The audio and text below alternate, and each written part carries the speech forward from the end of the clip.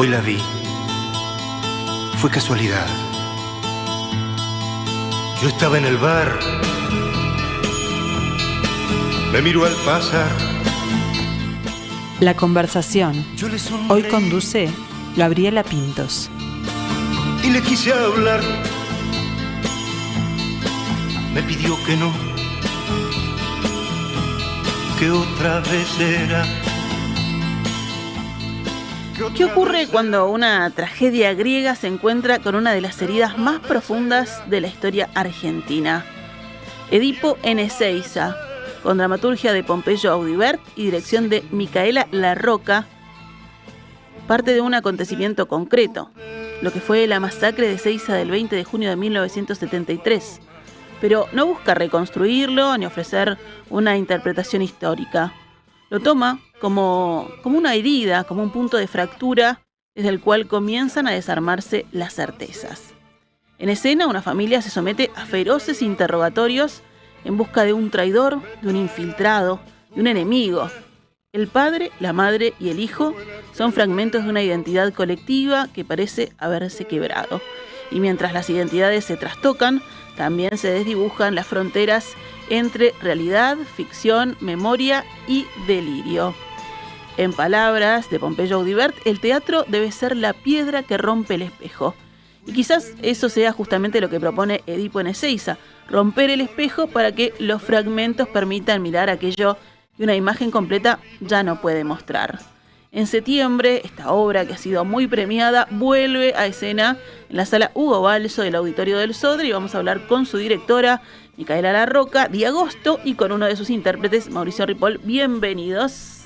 Muchas gracias. Bueno, qué gusto recibirlos, qué gusto además que vuelva esta pieza también a los escenarios, en este caso en el auditorio.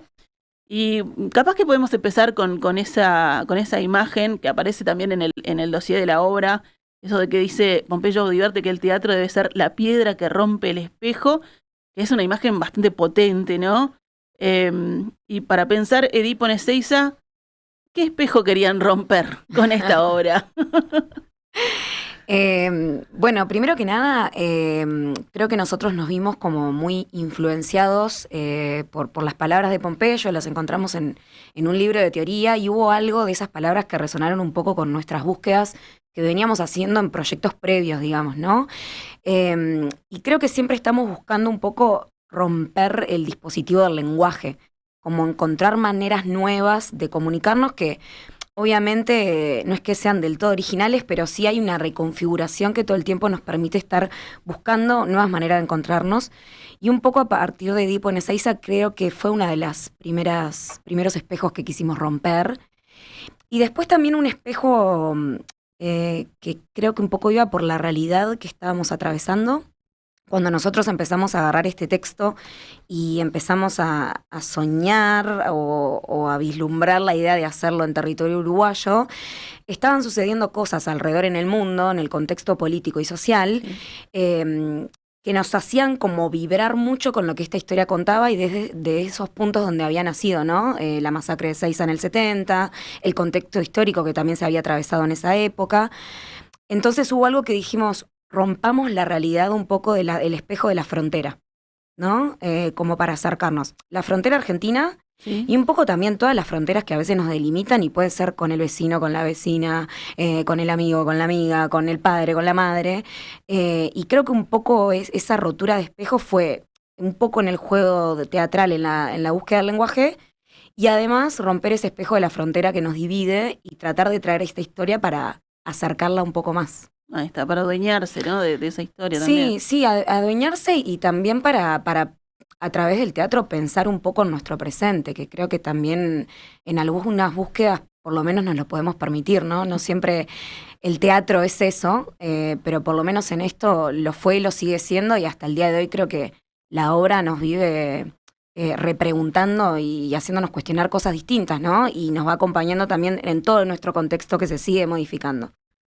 ¿Y cómo fue desde el actor, ¿no? Desde el lugar del actor, trabajar esto del texto que justamente parece como desarmar permanentemente las certezas, ¿no? Como que algo se va armando y se desarma.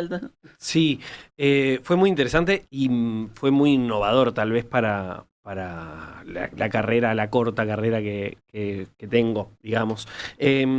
Porque la búsqueda guiada por Mica Sí. fue una búsqueda no tanto de un análisis profundo del texto como tal, esas palabras y cuestiones, sino sí, una lectura sin duda y entender de todo este contexto al cual refiere, pero fue una búsqueda más bien física y escénica, ¿no? Los cuerpos en escena, buscando cómo darle corporalidad a ese texto, a eso que hace vibrar el texto y no tanto a la palabra escrita por Pompeyo. Y después de tener todo una cuestión armada, escénica y tal, sí ir al texto a hacer un análisis más profundo y ver cómo eso que instintivamente y con la guía de ella fuimos generando en escena hacía que ese texto creciera y tuviera otras lecturas, que un poco lo que pasa con esta obra es que no es una obra lineal, ¿no? Es una obra que realmente la fragmentación está en todo momento, entonces era muy complejo cómo esas múltiples realidades que conviven en toda la obra, de una manera racional era muy difícil de abordarlo, la apuesta. Entonces, nada, el cuerpo y la escena manda, lo han dicho varios maestros y maestras, y esta es una prueba de ello. Desde el cuerpo, habitar esas escenas para después que el texto entre y tenga todo ese mundo generado. Y Micaela, ¿cómo llegaste a ese texto? ¿Y qué fue lo primero que te generó? Mira, lo conocí a Pompeyo como creador, como artista, en una de sus visitas que hizo en Uruguay, y quedé bastante deslumbrada por lo que es capaz, que quienes lo hayan visto quizás se sienten un poco identificadas con lo que digo, porque verdaderamente creo que es de esos maestros que quizás no tengamos más. Entonces, mientras esté junto a nosotros, hay que disfrutarlo lo más posible. Entonces, en ese sentido, como espectadora, siempre estaba a la vigilia de cuando él venía a Uruguay y ver sus obras, digamos. Sí. Y en paralelo, él tiene una escuela en Argentina donde desarrolló una metodología que se llama Teatro Estudio del Cuervo, que es muy parecida a un proyecto que nosotros tenemos acá en Uruguay, que es el proyecto que produce Edipo en Ezeiza, que es La Madriguera, Refugio Cultural, exacto. Entonces había puntos de conexión en ese Teatro Estudio del Cuervo que se inició hace años atrás en Argentina con La Madriguera, y un poco esas puntas se empezaron como a acercar. Y mi compañero, que es Tomás de Urquiza, que también es uno de los intérpretes de la obra, me trae en uno de sus viajes de Argentina, que fue a visitar a su familia, porque él es de allá, me trae un libro de teoría de Pompeyo, que lo leí fascinada, y al dorso, o sea, cuando terminé el libro venía la obra, Edipo en Ezeiza. Y al principio, cuando la leí, me entregué como al vértigo y al juego que le proponía a estos actores y a esta actriz, que ya me empecé a imaginar, ¿no? Porque había algo también de empezar a leerlo y decir, bueno, ¿cómo se puede materializar todo esto que estoy leyendo? Y nada, y después fue esa sensación que yo tuve en la lectura, que era de vértigo y de juego, ver cómo lo llevaba la apuesta con ellos, ¿no? Pero me resultó vertiginoso a la lectura. Y también yo sentía este dispositivo de caleidoscopio que cuando la leía ya se abría en mi propia mente. Entonces un poco también fue, bueno, para llevarla a la puesta en escena, ¿cómo llevamos este dispositivo de caleidoscopio que propone la dramaturgia al juego escénico? Y obviamente también en paralelo, como uruguaya, no conocía la historia de la masacre de Ezeiza. Sí, obviamente todo lo que se atravesó en ese periodo, Sí. pero también hubo algo de empezar a investigar. Y en el momento de encontrarme con ese trasfondo y no solo quedarme con el mito griego, quizás que era lo que más conocía, de Edipo, de Sófocles, dije, esta obra tiene mucho más allá de lo que puedo conseguir a una primera lectura. Y ahí se volvió obviamente el proyecto mucho más interesante, porque empezó a tocar otro tipo de aristas que nos hacía dialogar también generacionalmente, quizás con otras personas que, con nuestros padres, con nuestros abuelos, con nuestras abuelas, y eso hizo que todo fuera como mucho más enriquecedor. Ahí está. Y en la primera vista del texto, Mauricio, ¿ya viste esas capas? ¿Cómo te lo imaginaste? Me imagino un viaje, ¿no? Ver todo eso. Un loco. Y ahora que escuchaba también a Micaela, Pompeyo, cuando vino el año pasado a dar un taller, Sí. habló un poco de cómo se creó esta obra, que la crea a través de un trabajo de improvisación en uno de sus talleres En un seminario en San Juan, creo. Sí, Exacto, en San Juan. Y se nota que es la escena la que hace nacer ese texto y no es algo racional. Entonces, por más de que si en la primera lectura, que era la pregunta, ¿no? Fue un loco, ¿qué es esto? ¿Quiénes son estos seres? Porque son 3 personajes que están mutando continuamente y realmente no hay una verdad lineal que uno pueda decir, bueno, es esto, sí, es esto, pero además es el padre, pero además no es el padre, es la madre, pero además es la hermana, pero además él es el hijo, no es el hijo. O sea, como que eso, es una gran nebulosa que uno no termina de entender en una primera lectura. Entonces, llevarlo al cuerpo dio muchas respuestas. Llevarlo a escena, y por eso se nota, o creo yo, que una gran pista es eso, es que nace desde 3 cuerpos en San Juan, y ahí él empieza a generar ese texto. Y en realidad trae mucha verdad, Micaela, con esto de volvernos a encontrar y volvernos a hacer nuevas preguntas y nuevas respuestas, porque es un texto que abre un mundo de posibilidades. Y eso es, creo, lo más interesante de Edipo en Ezeiza. Que te vas cuestionando muchas cosas y nos ha pasado mucho de tal vez gente más joven, y no tan joven, pero que sale queriendo qué es lo que pasó. A ver, qué de esto que vi se basa realmente en algo histórico, real, y qué es fantasía, ¿no? Y es todo el hecho de la masacre en Ezeiza es impactante, Sí. ¿no? O sea, ya de por sí. Y da esa. Y también esa relación con esa época que vivió la Argentina, pero que también acá, con el golpe de Estado, con la dictadura uruguaya, de esa persecuta constante de no saber dónde está ese enemigo, dónde está esa persona a la cual puedo confiar y no. Y un poco pasa que el espectador vive ¿qué está pasando, no? ¿Quién es el malo, por decirlo de alguna manera, ¿no? ¿Quién está contra quién? Y creo que es algo muy interesante de la obra, que logra traspolar ese sentimiento de esa época en 1:10, ¿no? Sí, y que además todos estos cuestionamientos nacen de momentos de tragicomedia. Porque a pesar de que se trate de todo esto, ya desde la dramaturgia, el planteo de Pompeyo en esto también de romper el espejo es tratarlo desde otra posibilidad, ¿no? Jugar un poco con esa realidad para abrir nuevas realidades. Entonces también hay algo de que nosotros también nos permitimos un poco jugar con esta cosa que dice Pompeyo, que es como el grotesco criollo, ¿no? Y también un poco como traerlo de vuelta a la mesa.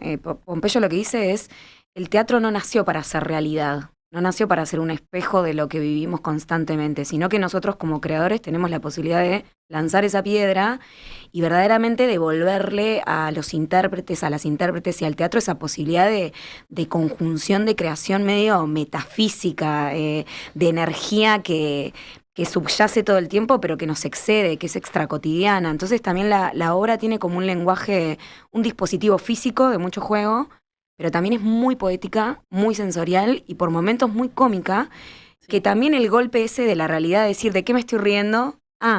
Como que también es interesante, ¿no? Es como una gran montaña rusa, digamos.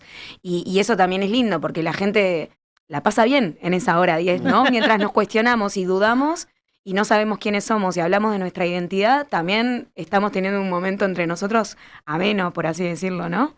Ahí está. ¿Y por qué Ezeiza puede funcionar, o lo que pasó de la masacre de Ezeiza, que capaz que en 3 palabras podemos contar, porque damos por hecho que la gente sabe qué pasó el 20 de junio? Sí, el 20 de junio de 1973, en el contexto resumido histórico argentino, el bloque peronista, por así decirlo, la derecha y la izquierda, ya estaba teniendo hace años tensiones políticas por diferencias y cruces, pero en esa fecha vuelve Juan Domingo Perón de un exilio que tras 18 años de no haber estado en Argentina, y se hace una convocatoria masiva, se recuerda que es una de las convocatorias más grandes que se hicieron en Argentina, donde se presentaron 2 millones de personas en Ezeiza para recibir a Juan Domingo Perón. Dentro de esas personas estaba el bloque de izquierda y el bloque de derecha, El bloque de derecha, los paramilitares, digamos, eran quienes organizaban el evento, y en el momento de llegar la juventud peronista a ubicarse debajo del palco para recibir al general, el bloque de derecha abre fuego sobre las personas que estaban allí presentes. Entonces es un día donde este recibimiento de esta persona que unía estos bloques con tantas diferencias se ve totalmente fracturado, y por eso también este cuestionamiento de quién es el enemigo, ¿no?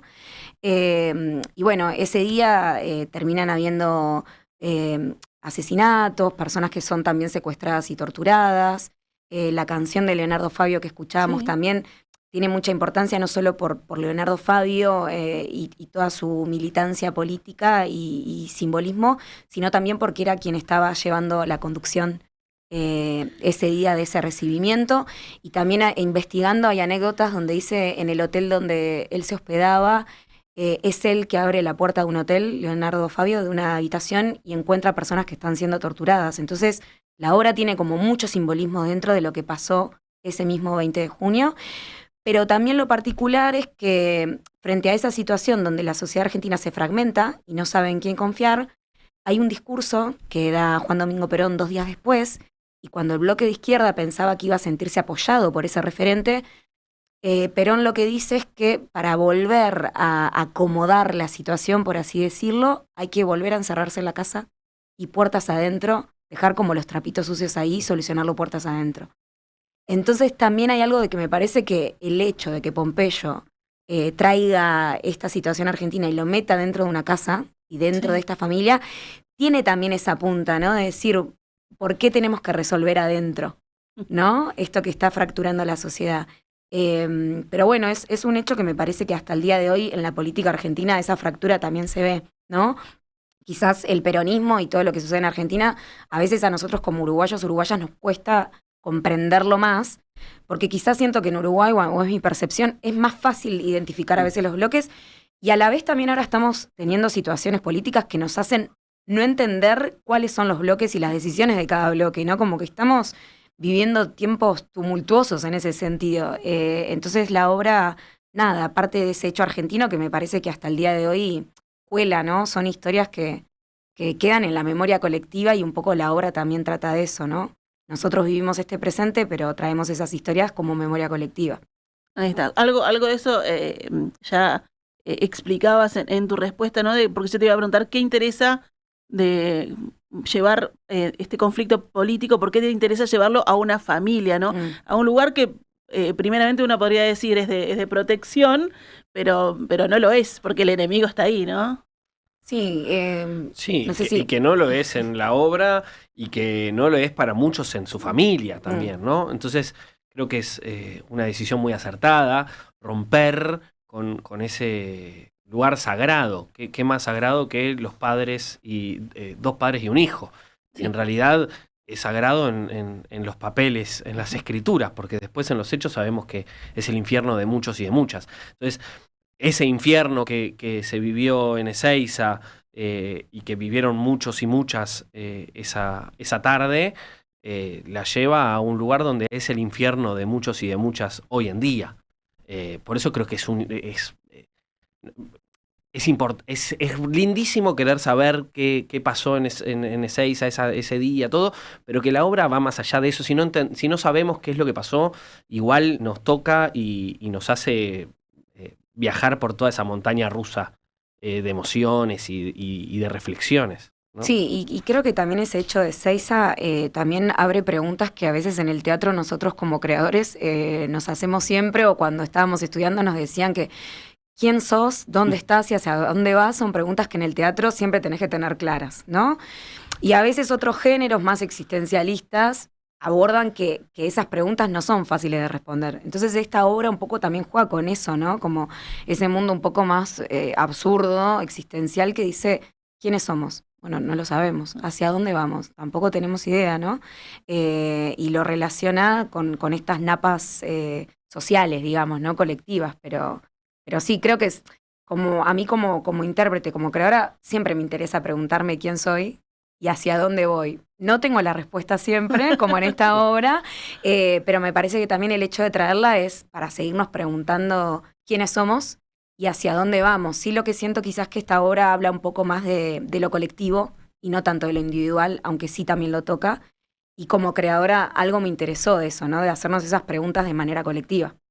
Ahí está. Y como personaje, si no tenés eso donde anclarse, ¿no? De quién soy, a dónde voy, ¿qué es lo que está buscando este personaje? ¿La identidad, la verdad, culpables? ¿Qué busca? Bueno, qué gran pregunta. Creo que un poco lo que traía Mica, que bueno, ¿qué es eso? Que busca diferentes cosas en diferentes momentos, es diferentes cosas en diferentes momentos.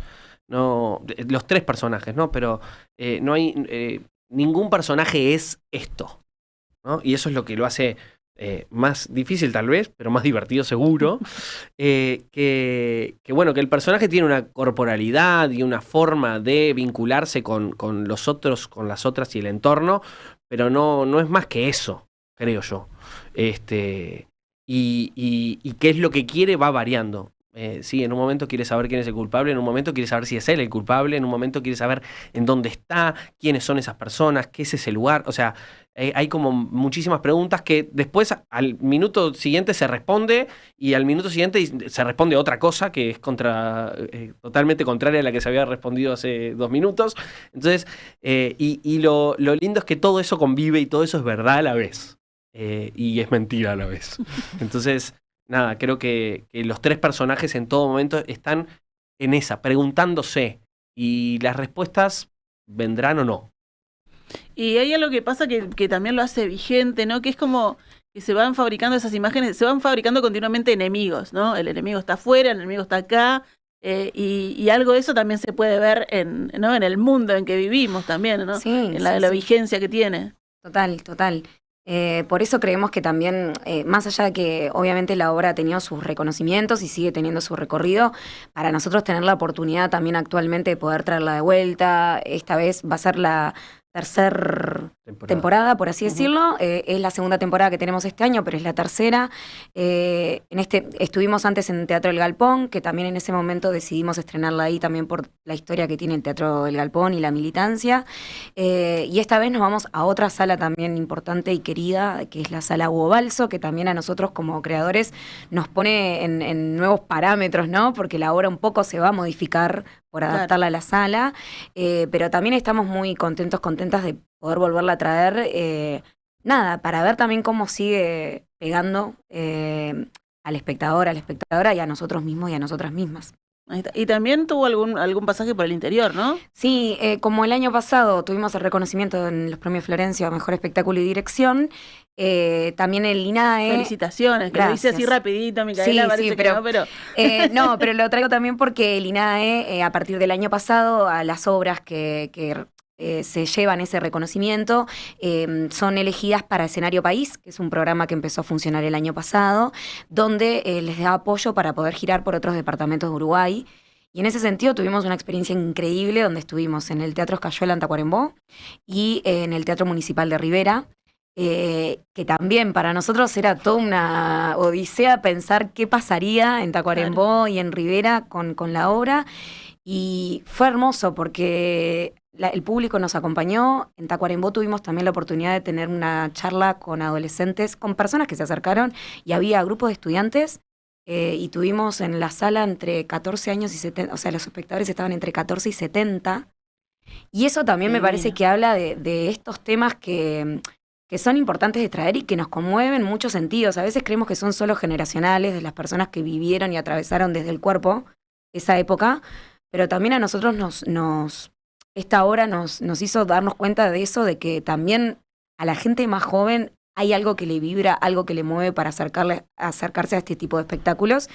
Así que la gira por el interior fue increíble. Tenemos en septiembre la Balso y también queremos comentarles que nos va a acompañar Pompeyo Audibert, que había estado en contacto con nosotros, con nosotras, pero todavía no había podido venir a ver la obra. Ah, qué y bueno. Y en septiembre viene específicamente a verla, a ver el estreno, y en paralelo va a estar haciendo un seminario, porque en todo esto que hablamos, que tanto lo queremos y tanto también tiene esa metodología que hay que traer, dijimos, traigámoslo para que dé un seminario, es la segunda vez que viene. Así que también toda la gente que esté interesada no solo en ver Edipo en Ezeiza, sino también acercarse a Pompeyo y descubrir un poco de su metodología. Para va a mí que estar tiene que dando hacer seminario. la full experience, tiene que hacer la experiencia Claro, completa total. de ver la obra y conocer ahí al Total. autor. Sí, Sin sí, duda. sí, sin duda. No, y además que en unos meses nos estamos yendo a Europa con esta Es obra, verdad. que también es Tremendo. todo un paso enorme como, no sé, como hacedores del teatro, poder viajar con un texto también que es innegable, un texto latinoamericano, del Río de la Plata, de Argentina, hecho por uruguayos que se van a Europa a hacerla, nada, es como muy hermoso. Y cerrar nuestro pasaje, por lo menos por este año en Montevideo, en la Hugo Balso, es una maravilla. Otra incertidumbre más, ¿no? De cómo va a pegar una obra así en Europa. Sí, sí, sí, sí. Aparte tenemos funciones en Portugal y se están por definir algunas en España quizás, así que también, nada, volveremos con las noticias seguramente para el año que viene a ver cómo fue. Pero sí, como decía Mauri, creo que hay algo también de apoderarnos de vuelta de estos textos que son sudamericanos, ¿no? Muchas veces, a veces crecimos siempre mirando hacia afuera y creo que también traer estas propuestas nos hace revolver nuestra propia historia y volver a defender también textos que son sudamericanos, que la literatura sudamericana es increíble. Tenemos exponentes contemporáneos y también de antes, entonces nada, viajar a Portugal, a España con esta obra para nosotros también nos hace ir un poco como con ese estandarte de decir, vamos acá. hacia allá, estamos acá, exacto, plantar bandera, digamos. Bueno, en la defensa de ese texto, ¿quiénes los acompañan? Porque ahí está el padre, pero también hay una madre, hay un hijo, hay todo un equipo además para levantar la apuesta. Sí. Sí, está Tomás, en escena estamos Tomás Durquiza, Martina Ferrería y yo, Mauricio Ripoll. Después el Tenemos, equipo técnico. sí, a Diana Ramos, que es la diseñadora de iluminación, Elis Montaigne, que es diseñadora y realizadora de vestuario, y Alejo Buise, que es diseñador y realizador de escenografía. Y en la producción, Alejandra García y Victoria Drandich, que se sumó también esta temporada para empezar a trabajar con nosotros. Elenco uruguayo-argentino. Ahí está. Equipo, perdón, Equipo. uruguayo-argentino. Y en la apuesta también hay, ¿no? Hay fragmentación, es muy llamativa. ¿Cómo fue pensar eso también, Micaela? Bueno, en verdad muy apoyada en el equipo. Nosotros siempre tratamos de trabajar de manera horizontal. Es una producción que es autogestiva, que es independiente y hay algo de esos términos de creación que no son verticales, ¿no? Son muy horizontales y en ese sentido para esta apuesta, que era la primera de la madriguera que sale de la casa para presentarse quizás en otras salas o otros teatros con otra proyección, seguimos apostando a nuestras mismas prácticas de trabajo, por así decirlo. Y en ese sentido lo que hicimos con el equipo como para también ir yendo hacia un mismo lugar fue definir como 3 ejes que queríamos que a partir del diseño, la apuesta y el trabajo con los actores y la actriz aparecieran. Entonces, la identidad fue uno de los ejes, la fragmentación fue otro y la ficción fue otro.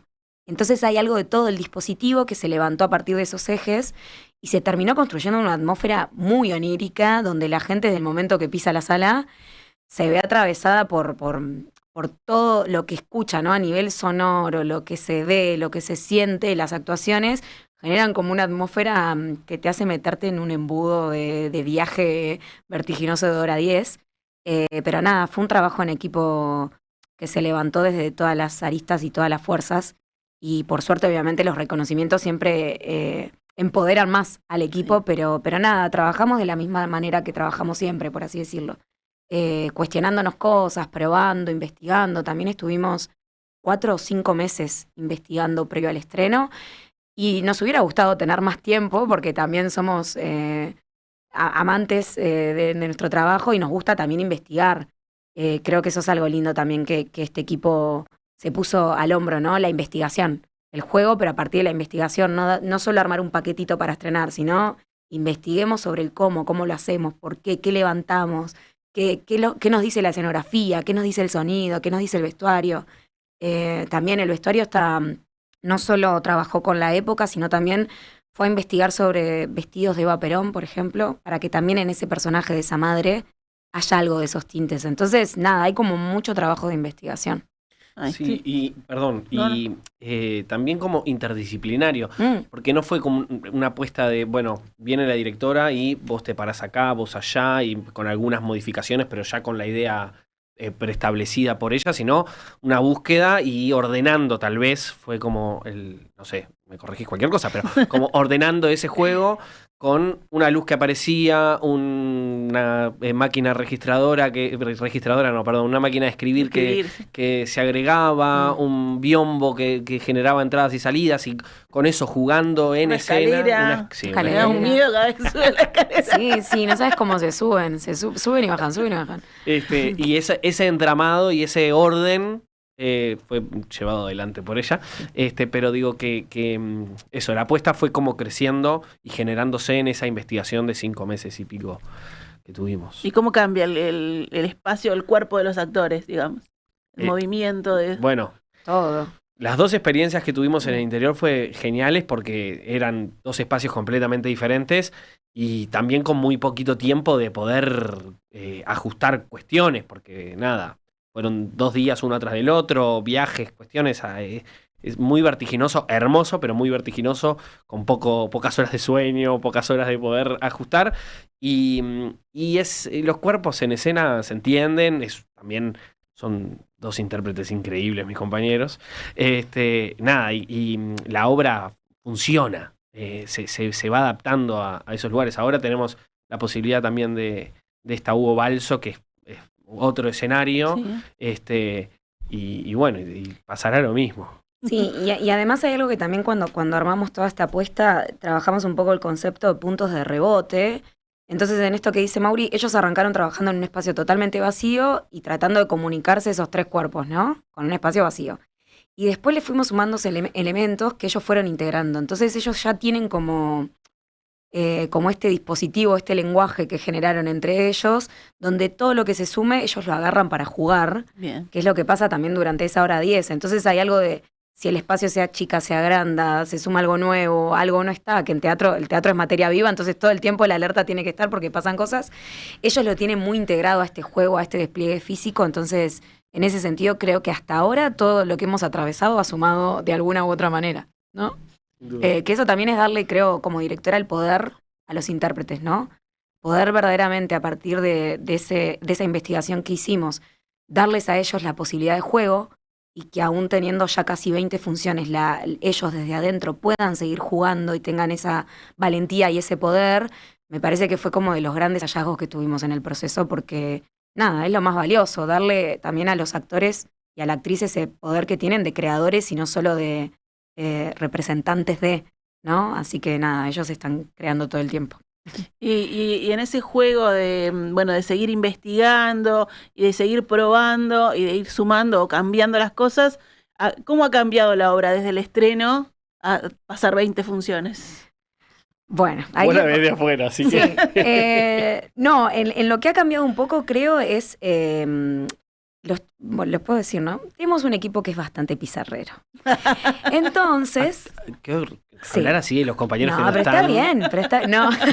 No, en lo que se ha modificado es que nosotros nos permitimos un poco sumar referencias uruguayas o chistes uruguayos al propio texto de Pompeyo, y esos chistes que nosotros fuimos sumando, que son chistes físicos y dramatúrgicos también, ¿no? Para aclararle a quienes están escuchando, se van modificando, porque hay muchos que también metemos en torno a nuestro contexto, a cosas que están sucediendo, entonces hay pequeñas, grandes denuncias de cosas que estamos atravesando. También chistes que hacen referencia a comerciales o épocas de Uruguay, que también vamos modificando y vamos viendo cómo repliega. Entonces, en ese sentido, todos los agregados dramatúrgicos de referencias uruguayas se han modificado. Y después un poco creo que se modificó la pieza en la apropiación. Los tiempos se modifican un poco, esos tiempos que al principio habíamos montado se modifican porque ellos están latiendo todo el tiempo con el público, y eso siempre se modifica. Y después hay algo también de este despliegue físico que se ha ido modificando, obviamente porque ya estamos más viejos, más viejas, de cuando estrenamos, pasó 1 año y medio, entonces bueno, los cuerpos son distintos, hay que entender eso. Y después que hay cosas que intentamos recuperar y hay cosas que también vamos modificando porque es natural que se modifique y está bien ese movimiento. Pero creo que más que nada ha agarrado otra profundidad la obra por tener también tanto pasaje. No es normal lamentablemente, no es normal que las obras de teatro estén logrando tener 20 funciones. 20 funciones, claro. La realidad actual es que quizás tienen 5, quizás tenemos 6.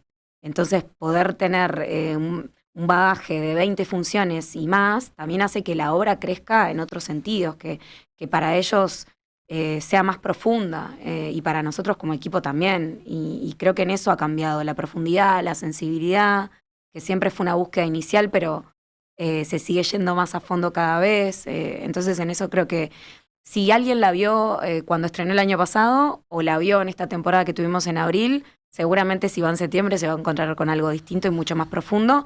Y como la obra es tan fragmentada y abre tanto, siempre te pega en lugares distintos, ¿no? Te toca, te transmuta en lugares distintos.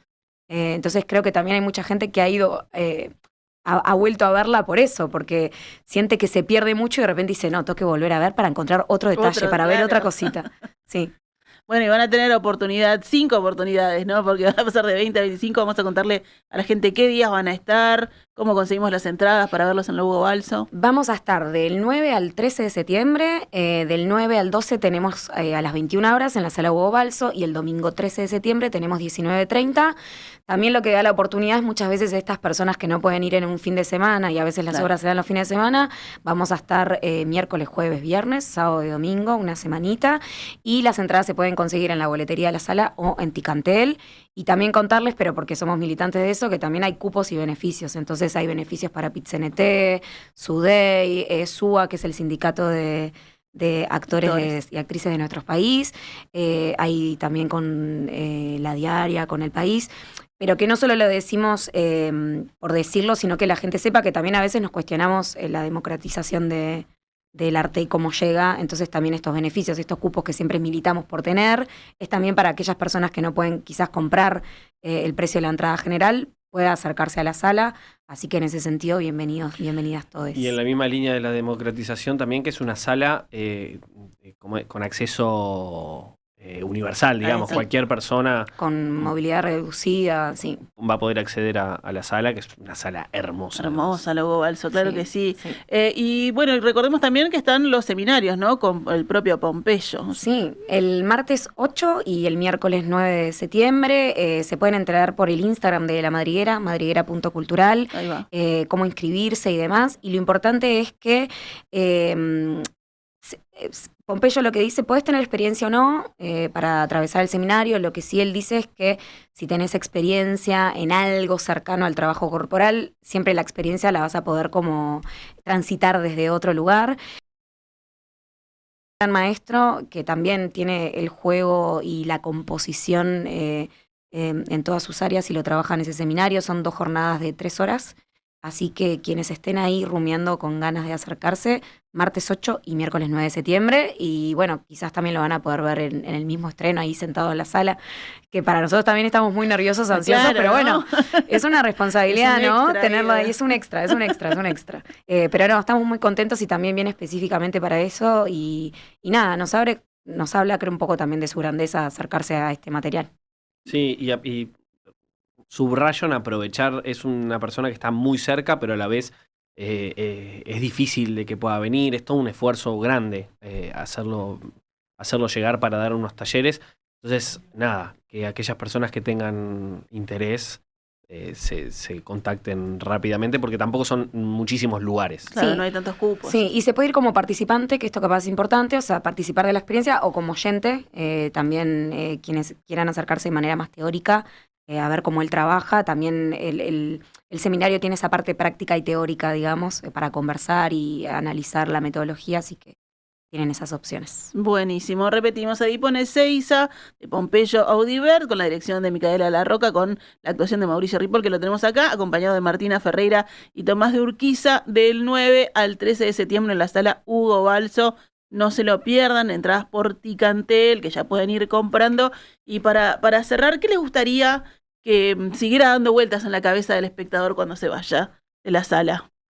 Preguntas, inquietudes. Creo que si los espectadores y las espectadoras, se van de la sala no pensando en voy a comer una mozzarella, un feiná, y se van discutiendo sobre lo que vieron, hay un trabajo hecho interesante. Sí, total. Con preguntas, yo sumo la pizza de la mozzarella al fainá, pero me gustaría que los espectadores salgan diciendo, che, vamos a comernos esa pizza, ¿vamos a hablar de esto? Eso, sí, con preguntas también me sumo. Micaela, Mauricio, felicitaciones por todo el trabajo y Gracias. bueno, que sigan los éxitos. Muchas Muchas gracias, gracias. las esperamos ahí.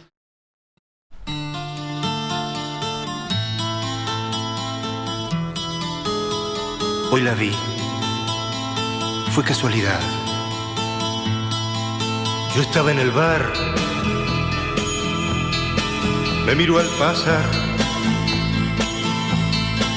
Yo le sonreí y le quise hablar. Me pidió que no, que otra vez será, que otra vez será, que otra vez será. Tierno amanecer, sé que nunca más. ¿Cómo olvidar tu pelo?